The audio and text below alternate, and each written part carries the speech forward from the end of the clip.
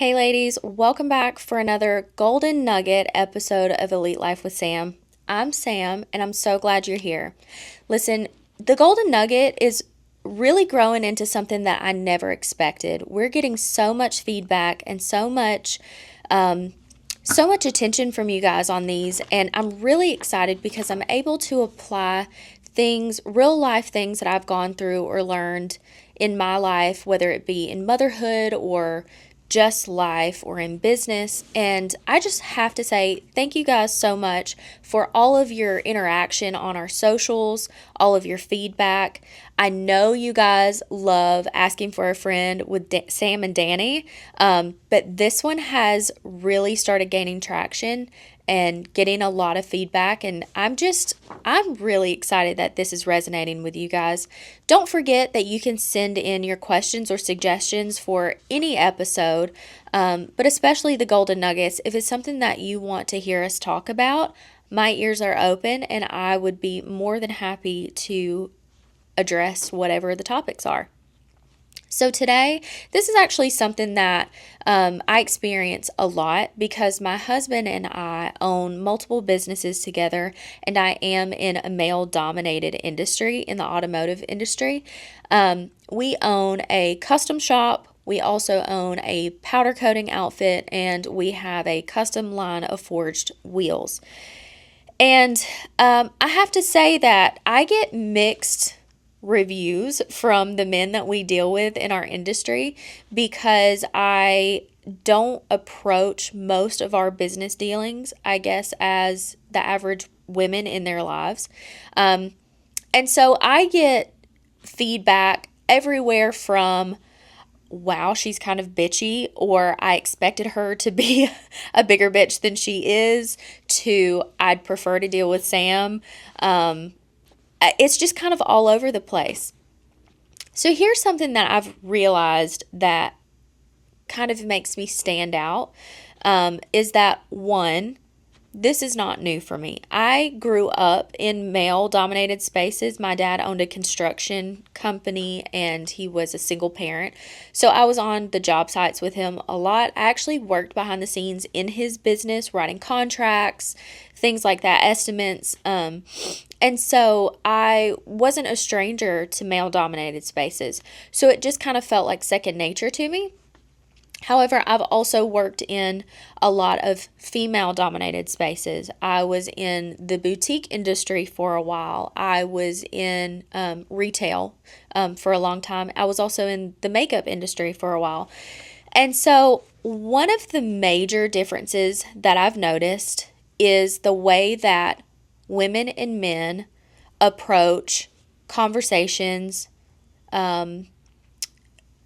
boundaries, things like that.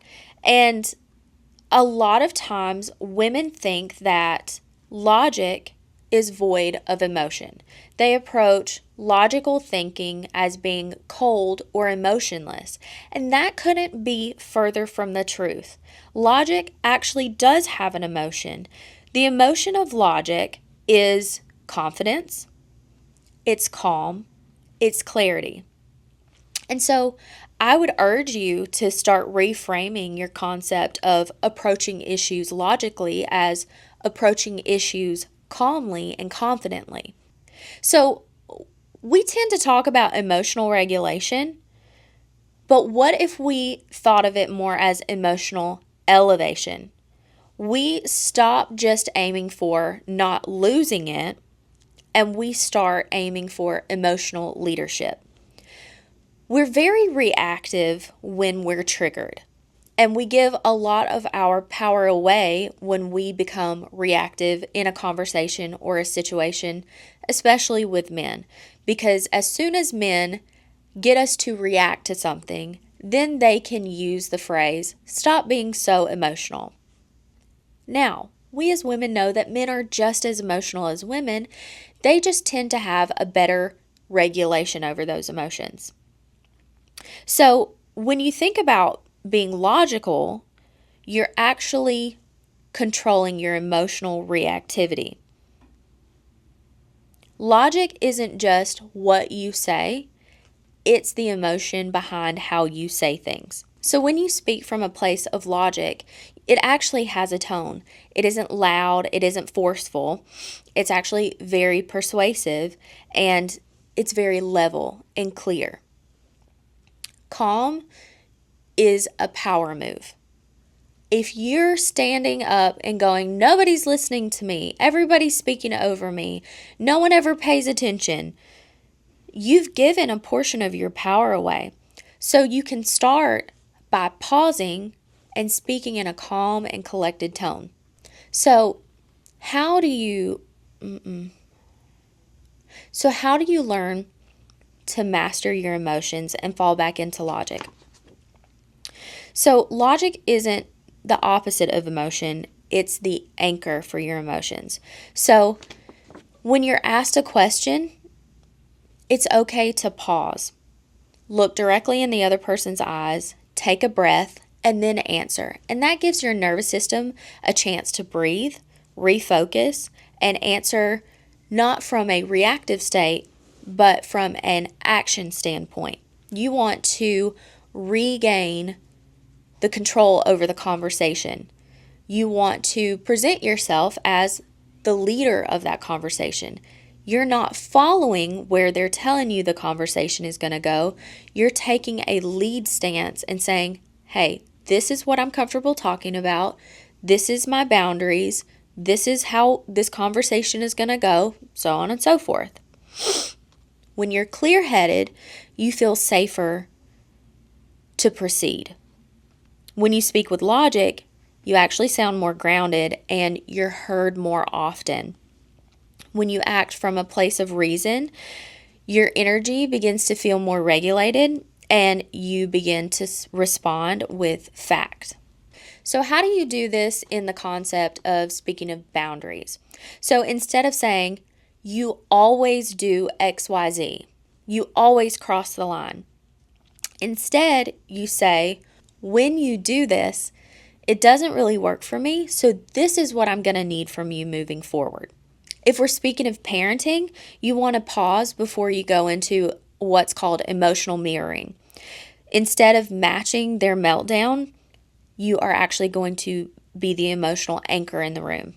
So instead of immediately responding when they come to you in a complete emotional freakout, you ask them to both take a breath.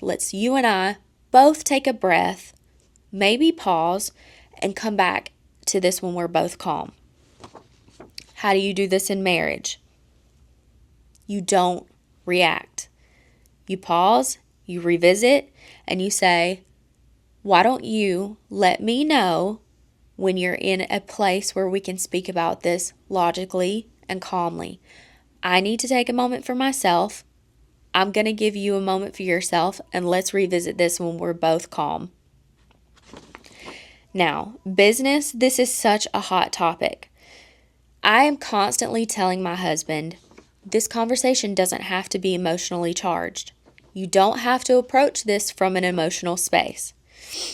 Now, it's hard because when you build something from nothing and you've devoted over a decade of your life, I can't sit here and pretend to think that emotions aren't equally as wrapped up in this business for him as logic. However, what I know is that if he doesn't approach things from a calm, confident, logical space, if he approaches conversations with clients or vendors or whatever the case is from an emotionally charged space, it's going to absolutely ignite and explode. And so what we've discussed is he has to immediately set the boundaries of the conversation. Hey, so-and-so, I really only have 30 minutes to talk to you. Because if he allows the client to run the meeting, then that meeting's going to go an hour and a half, 2 hours. He's going to get behind on his work in the shop. He's not going to be able to meet a deadline for another client. That client's going to be upset. And then we have this snowball of panic and aggravation that could have absolutely been avoided had he just sat down, not came into the meeting with already seeing, 10 miles down the road and panicking for how it's not even turned out, And he can say, all right, I've got 30 minutes. This is just for you. We can discuss whatever you want to within this 30 minutes. And then he doesn't feel so bad at the end of that 30 minutes going, hey, I'm going to have to cut this conversation, this meeting off. We've hit that 30-minute mark. If there's anything else that you'd like to address, here's my email address. I'll absolutely check my email before the day's finished. And then that takes care of all of the coulds and woulds and shoulds, and it doesn't have to be so emotionally charged. Because logic equals good leadership.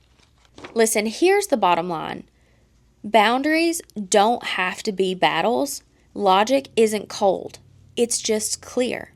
Boundaries don't have to be battles, and you don't owe anyone in your life emotional chaos just to get your point across. You owe yourself peace and stability. So, say what you need to say, calmly, clearly, but boldly, because being calm isn't a weakness, it's actually your superpower. Thanks so much for hanging out with us today, guys. I'm so excited that you're still tuning in. Make sure that you rate, subscribe, and comment on all of the platforms. We're on YouTube for the visuals. We're on TikTok, Instagram, and any major podcast platform. We love hearing your feedback. We love getting the DMs from you guys and the messages. Keep them coming. And until next time, see you later.